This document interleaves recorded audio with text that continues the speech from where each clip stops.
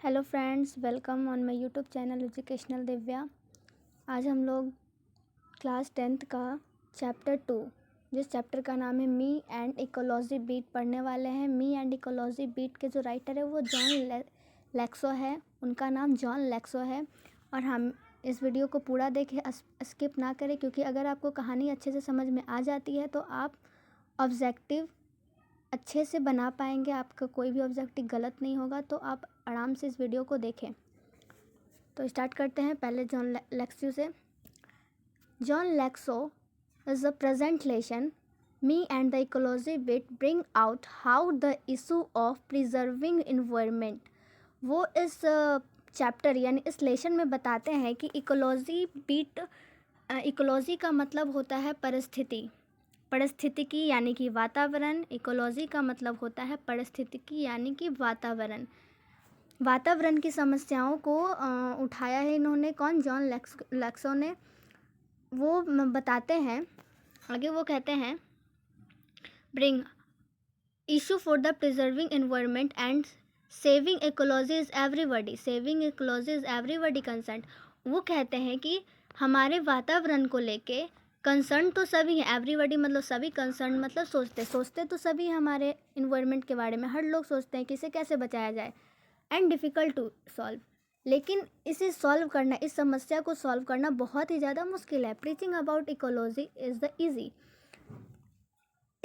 ये जो टॉपिक है इकोलॉजी, इसके बारे में बातें तो सब करते हैं, बहुत बड़ी बड़ी हाँकते हैं, लेकिन इसे फॉलो, इसके जो रूल्स होते हैं कि कैसे हम इकोलॉजी को बचा सकते हैं, इसके रूल्स को कोई भी फॉलो नहीं करता है। और इकोलॉजी की समस्या वैसे ही अभी तक बनी हुई है।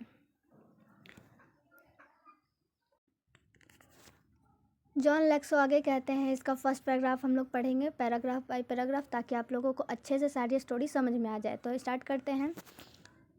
श्योर, राइटर कहते हैं श्योर। क्या कहते हैं? श्योर मतलब होता है सच है। Sure it is hard to get people to work for ecology. वो कहते हैं कि ये तो सही है कि लोगों के लिए इकोलॉजी पर काम करना बहुत ही मुश्किल है, बहुत ही ज़्यादा डिफ़िकल्ट है। Everybody favour is in favour of, but nobody wants to do everything.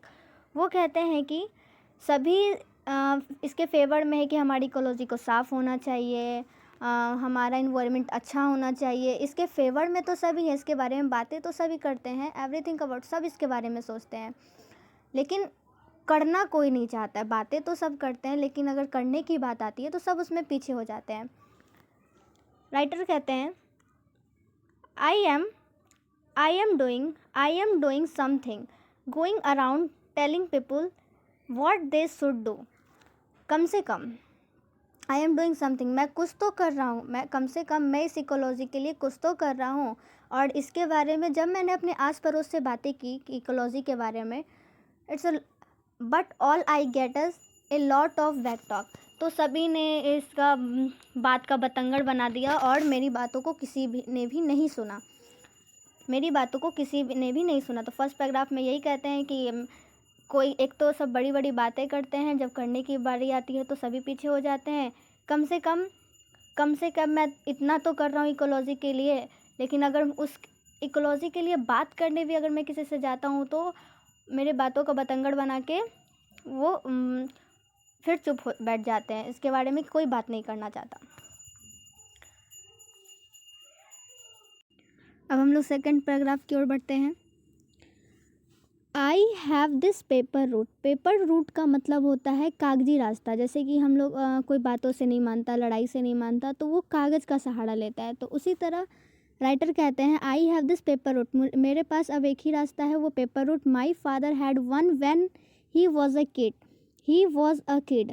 मेरे पापा, माई फादर मतलब राइटर के जो पापा थे, यही काम करते थे जब राइटर बच्चे थे। यहाँ पे फादर बच्चे नहीं, जबकि राइटर बच्चे थे, तो उसके पापा भी यही काम किया करते थे।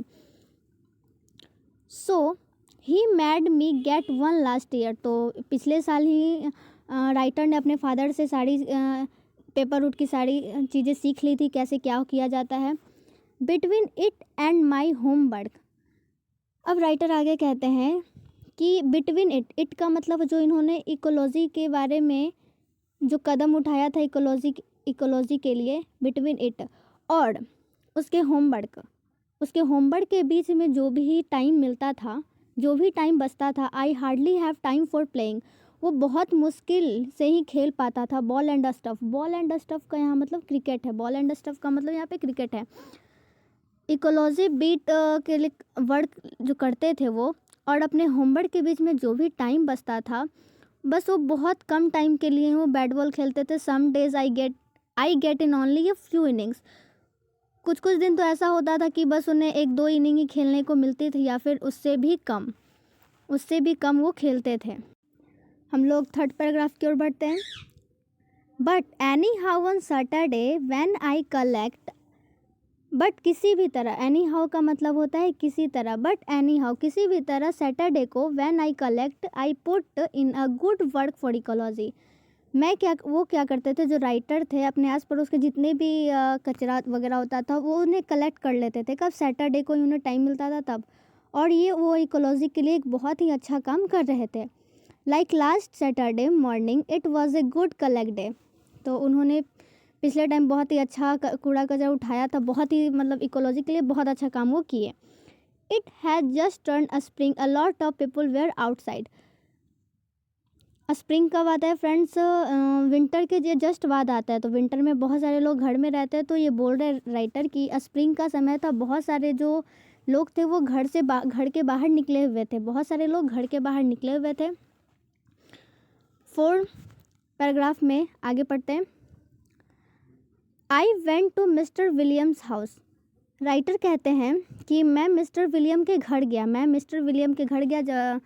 स्प्रिंग के बाद जो स्प्रिंग का सीज़न था, सब घर के बाहर थे, तो मैं विलियम उसके पड़ोस में रहने वाले एक व्यक्ति थे, तो बोलते हैं मैं विलियम के घर गया। As usual he tried to pretend he is not home, हर बार की तरह, एज़ यूजुअल का मतलब होता है हर बार की तरह, ही ट्राइड टू प्रिटेंड, उन्होंने बहाना बनाया, ही इज़ नॉट एट होम, उन्होंने ऐसा बहाना बनाया कि वो घर पे नहीं है। But I see him burning leaves, लेकिन राइटर कहते हैं I see him burning leaves in the backyard, लेकिन राइटर ने मिस्टर विलियम को पहले ही बैकयार्ड मतलब होता है घर के पीछे पत्तियों को जलाते हुए देख लिया था, तो वो पहले ही देख चुके थे। तो अब यहाँ पे सो ही स्टक, यहाँ पे बिल्कुल मिस्टर विलियम फंस चुके थे। ही पेज मतलब मिस्टर विलियम ने राइटर को पैसे दिए, क्योंकि जो कचरा उठाते हैं उन्हें पैसे देने पड़ते हैं, तो ही पेज मी, राइटर को पैसे मिले। फिर राइटर कहते हैं आई टेल हिम, राइटर फिर आगे कहते हैं मिस्टर विलियम से वो आगे कहते हैं you should not burn those leaves, आपको ये पत्ते नहीं जलाने चाहिए। राइटर ने विलियम से कहा कि आपको ये पत्ते नहीं जलाने चाहिए। It's bad for air, bad ecology, ये हमारे हवा के लिए भी ख़तरनाक है, और हमारे इकोलॉजी के लिए भी ये अच्छा नहीं है। You should make a compost pile, यहाँ पे राइटर विलियम को एक सुझाव देते हैं, you should make a compost pile like we do, आप क्यों ना इस जो भी आपके यहाँ जो भी इतना सारा कचरा है आप इसे कंपोस्ट बना ले। Put in leaves garbage and stuff, आप इसे कंपोस्ट ज़मीन के अंदर कचरे को गाड़ के बनाया जाता है। तो वही राइटर उन्हें ये बात बताते हैं कि आप इन्हें कर लीजिए, गुड फॉर गार्डन, इससे आपके गार्डन को भी बहुत ही ज़्यादा फ़ायदा पहुँचेगा, ये राइटर ने विलियम से कहा।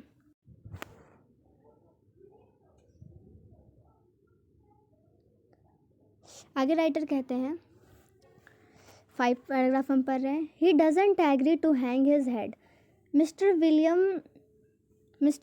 ने सर हिला दिया, क्यों उन्होंने उसकी हाँ में मंजूरी नहीं दी, उन्होंने उनकी बात नहीं मानी, और उन्हें शर्म भी महसूस नहीं हुआ कि मिस्टर विलियम को ऐसा कुछ नहीं लगा कि वो कुछ गलत कर रहे हैं।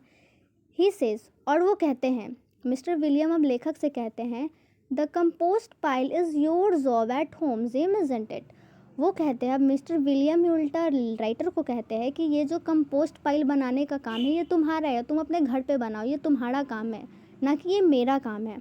ये कहते हैं मिस्टर विलियम उस राइटर को। तो आगे पढ़ते हैं। तो प्राउड से यानी कि गर्व से उस टाइम तो मिस्टर राइटर ने मिस विलियम को कह दिया, yes I proudly which would sort the idea. उस टाइम तो उन्होंने हाँ बोला कि ये मुझे काम पसंद है, ये मेरा उन्हें बहुत प्राउड फील होता है ये काम करने में। लेकिन रियलिटी तो ये थी कि राइटर जो थे हमारे, उनको भी ये काम करना पसंद नहीं था, उन्हें ये काम करना बिल्कुल उतना अच्छा नहीं लगता था। फिर मिस्टर विलियम आगे कहते हैं, मिस्टर विलियम आगे कहते हैं, mister William, well don't you take a little more trouble with it.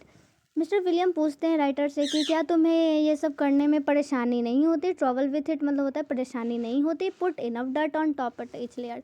एक काम करो, जब भी तुम ये काम करते हो तो जितना भी तुम्हारे जितने भी गंदगी जमा होते हैं तुम उस पर धूल चढ़ा दो, जिसके कारण जो है then we wouldn't have this noise pollution, जिसके कारण जो दुर्गंध होगी दूर दूर तक नहीं फैलेगी। यहाँ पे विलियम उन्हें समझाते हैं कि राइटर को कि अगर तुम ये काम कर रहे हो तुमको तो बहुत दिक्कत होता ही होगा, तो और किसी को भी तुम परेशानी मत दो। तुम जब ये काम कर दो, तुम कचरा कलेक्ट करते हो तो तुम्हारा वो जो बैड स्मेल है वो पूरे चारों तरफ फैल जाता है। तो तुम एक काम करो कि उस पर मिट्टी डाल दो या कुछ डाल दो, जिसके कारण वो दूर दूर तक ना फैले और जिससे नोज पॉल्यूशन भी ना हो। ये विलियम कहते हैं। अब आगे हम लोग पढ़ेंगे सेकंड पार्ट में, तो आप ज़रूर सेकंड पार्ट भी देख लीजिएगा इसका।